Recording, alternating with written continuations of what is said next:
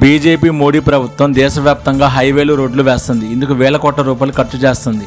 దీనివల్ల సామాన్య ప్రజలకు దేశానికి ఏమీ ఉపయోగం లేదని చెప్పి అంటున్నారు.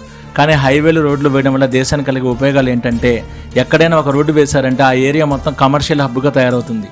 ఆ రోడ్డుకు రెండు వైపులా పెట్రోల్ బంకులు, థియేటర్లు, హాస్పిటళ్ళు, షాపింగ్ మాల్లు, రెస్టారెంట్లు, డాబాలు, ఫుడ్ స్టాల్స్, స్కూల్స్ ఇలాంటివి చాలా వస్తాయి. దీనివల్ల చాలామంది ప్రజలకి ప్రత్యక్షంగా పరోక్షంగా పెద్ద సంఖ్యలో ఉద్యోగాలు వస్తాయి.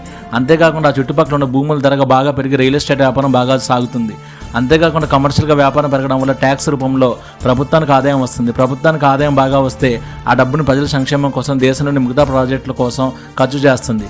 దేశం ఆర్థికంగా అభివృద్ధి చెందుతుంది. కాబట్టి ఏ దేశంలో అయితే రోడ్లు, హైవేలు బాగా ఉండి, ట్రాన్స్పోర్టేషన్ ఖర్చు తక్కువగా ఉండి, వాళ్ళ కంపెనీ ప్రొడక్ట్స్ అనుకున్న టైంకి ఎక్స్పోర్ట్ అవుతాయో ఆ దేశంలో ఎక్కువ కంపెనీలు పెట్టుబడి పడతాయి. ఈ కారణంతోనే బీజేపీ ప్రభుత్వం వచ్చిన కాడి నుంచి రోడ్ల మీద, హైవేల మీద ఎక్కువ కాన్సన్ట్రేషన్ చేసింది.